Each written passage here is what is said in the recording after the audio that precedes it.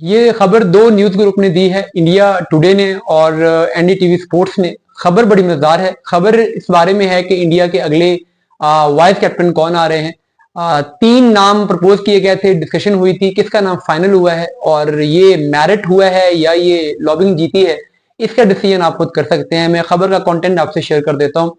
ये क्लेम कर रहे हैं इंडिया टुडे वाले भी और एनडीटीवी स्पोर्ट्स वाले भी कि जो पहले रोहित शर्मा के वाइस कैप्टन थे जसप्रीत बुमराह, वो अब इंग्लैंड के टूर में वाइस कैप्टन नहीं होंगे।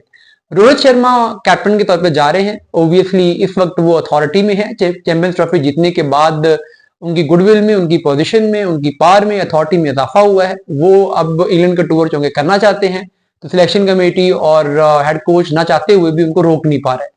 लेकिन जो उनका वाइस कैप्टन जसप्रीत बुमराह, जिनको के पहले कैप्टन भी बनाया गया था ऑस्ट्रेलिया के टूर में, उनको अब वाइस कैप्टनसी से हटा दिया गया है। ये रीजन तो कुछ हद तक लॉजिकल लगती हैं जो दी गई हैं कि इंजरी है, सारे मैचेस खेल पाएंगे नहीं खेल पाएंगे, डाउट है वगैरह वगैरह। लेकिन जो तीन नाम प्रपोज किए गए थे और उनमें से जो नाम फाइनल हुआ है वो बहुत स्ट्रेंज है। जो तीन नाम प्रपोज किए गए थे उनमें से एक ओब्वियसली ऋषभ पंत का नाम था। ऋषभ पंत इंडिया के टेस्ट कैप्टन बनने के लिए भी फेवरेट थे और ऑस्ट्रेलिया के टूर में उनका ये क्लेम था कि वो अगले इंडिया के कैप्टन हैं। वो अपने आप को इंडिया का कैप्टन समझ रहे थे क्योंकि वो ये देख रहे थे कि रोहित शर्मा की टेस्ट फॉर्म बुरी है, जसप्रीत बुमराह की फिटनेस नहीं है, तो मैं ही आऊंगा और मैं ही कप्तानी करूंगा।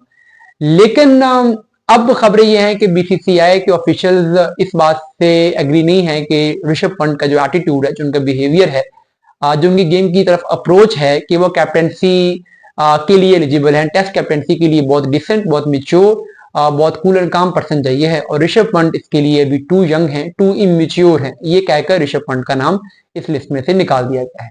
जो दूसरा नाम इस लिस्ट में प्रपोज किया गया था कैप्टनसी की लिस्ट में, वो यशस्वी जायसवाल का नाम प्रपोज किया गया था। अब जायसवाल का तो देखा जाए तो कोई ज्यादा कैप्टनसी एक्सपीरियंस भी नहीं है, यंग है, टेस्ट टीम में जगह बनती है, टेस्ट टीम में बहुत स्कोर किए हुए, बहुत परफॉर्मेंस दी हुई है, इसमें कोई शक नहीं है। अंडर 19 लेवल पर, अंडर 17 पर कुछ जगहों पे कैप्टनसी की है, लेकिन उस तरीके से जैसे एक पर्सन पूरे सिस्टमैटिक मेथड से कैप्टनसी करता हुआ आ रहा होता है, सिस्टम में से गुजर के आ रहा होता है, उस तरीके से नहीं है। अभी आईपीएल में भी आपने देखा, इससे पहले रणजी में भी देखा, तो कैप्टनसी का जो उनका एक्सपीरियंस है वो बहुत कम है। तो इस वजह से शायद उनको भी डिस्कार्ड कर दिया गया कि ये एक इनएक्सपीरियंस पर्सन को वाइस कैप्टन बनाने से जो एक्सपीरियंस्ड प्लेयर्स हैं उनके शायद वो खुश ना होते, या शायद सेशन कमेटी को ये लगा कि ये उस तरीके से अभी तैयार भी नहीं है कि ये इंडिया की वाइस कैप्टनसी कर सके।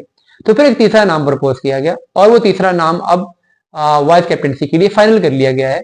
और आगे आने वाले दिनों में, आगे जब हम मूव ऑन करेंगे तो इंग्लैंड के टूर में ही जैसी रोहित शर्मा की फॉर्म है, अगर वो 2-3 मैचेस में परफॉर्म नहीं कर पाते या इंजर्ड हो जाते हैं जैसे उनकी फिटनेस है, तो इंग्लैंड के टूर में ही इनको कप्तानी मिल सकती है। इंग्लैंड के टूर में ही ये टेस्ट टीम के कैप्टन अनाउंस हो सकते हैं और ये कोई और नहीं है, ये शुभमन गिल है।